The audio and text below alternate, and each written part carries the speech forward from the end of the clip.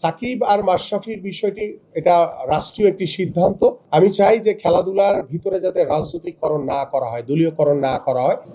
আমার কাছে যেটি চ্যালেঞ্জ বলতে বিষয় না, বিষয়টা হচ্ছে যে আমি একটি সামগ্রিকভাবে আমরা একটি সুন্দর পরিবেশে যে বিগত সময়ে আমরা যে একটি অস্থিতিশীল ক্রীড়াঙ্গন দেখেছি, সেখানে ক্রীড়াবিদ, ক্রীড়া সংগঠক, সাংবাদিকদের ভিতরে কিন্তু একটি ডিস্টেন্স তৈরি হয়েছে। বাট আমি চাই যে এই জায়গাটা আমরা যাতে একটি ফ্যামিলিয়াল সম্পর্ক গড়ে তুলতে পারি। আপনার সাথে আমাদের ক্রীড়াবিদ, আমাদের যারা ক্রীড়া সংগঠক কিংবা ক্রীড়া সাংবাদিক যারা রয়েছেন, সকলে একটি পরিবারের মতো কিভাবে আমাদের সকলের উদ্দেশ্য কিন্তু আমাদের বাংলাদেশের ক্রীড়াঙ্গনকে কিভাবে এগিয়ে নিয়ে যেতে পারে, এটাই তো মূল টার্গেট। সো এইখানে ভিতরে কে বা কাহারা যদি কেউ কোনো দুষ্টামি কিংবা ষড়যন্ত্র করার চেষ্টা করে, সেটা করার আশা করি আর ভবিষ্যতে সুযোগ পাবে না। আমরা সকলেই একটি পরিবারের মতো ইনশাল্লাহ একসাথে এগিয়ে যাব। আমি যখন থেকে খেলেছি ছোটবেলা থেকে, তখন থেকে কিন্তু একই পরিবেশ দেখেছি। সো এটার কোনো পরিবর্তন হয়নি। সো যেহেতু এটি আমার মিনিস্ট্রির আন্ডারে, সো এটি আমি আলোচনার মাধ্যমে যদি কোনো সমাধান করার সুযোগ থাকে, তাহলে আমরা সেটা নিয়ে আলোচনা করব। সাকিব আর মাশরাফির বিষয়টি এটা রাষ্ট্রীয় একটি সিদ্ধান্ত। আমি মনে করি যেটা আমরা রাষ্ট্রীয়ভাবে আমরা অত্যন্ত নমনীয়ভাবে, যেহেতু তারা বাংলাদেশের লিজেন্ডারি ক্রিকেটার, তাদেরকে অবশ্যই আমরা সাধুবাদ জানাই। কিন্তু যে মামলাগুলো হয়েছে সেটা রাষ্ট্রীয়ভাবে সিদ্ধান্ত গ্রহণের মাধ্যমে আমরা চাই তারা যাতে আমাদের বাংলাদেশে যাতে দ্রুত ফিরে আসতে পারে।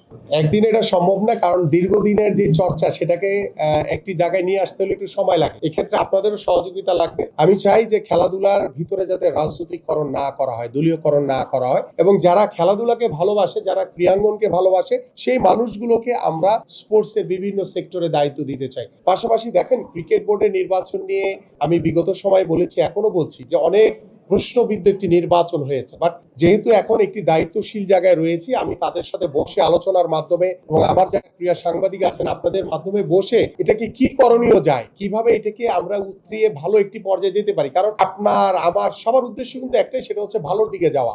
সো সেই ভালোর জন্য আমরা বসে আলোচনার মাধ্যমে যা যা করণীয় আছে আপনাদের সাথে পরামর্শ করে, আমার সংশ্লিষ্ট যারা ক্রিকেট বোর্ডে রয়েছে, অন্যান্য সেক্টরে যারা রয়েছে, ফুটবল থেকে শুরু করে অন্যান্য ফেডারেশনগুলো, সবার সাথে আমি টাইম টু টাইম বসে ইনশাআল্লাহ পার্ট বাই পার্ট বসে আলোচনার ভিত্তিতেই আমরা একটি সুন্দরভাবে অর্গানাইজড ওয়েতে আগাতে চাই, যাতে আগামীর যে ক্রীড়াবিদ যাদেরকে সবচেয়ে বেশি আমি ফোকাস করতে চাই, তারা যাতে কখনো আর পিছন দিকে তাকাতে না হয়, তারা যাতে তাদের পরিবারকে নিয়ে ভাবতে না হয়, তারা যাতে স্বাচ্ছন্দ্যে দেশের জন্য খেলতে পারে, তাদের পরিবারকে নিয়ে যাতে ভাবতে না হয় যে আগামীকালকে তার পরিবার কি খাবে, তার বাসায় কি বাজার করবে।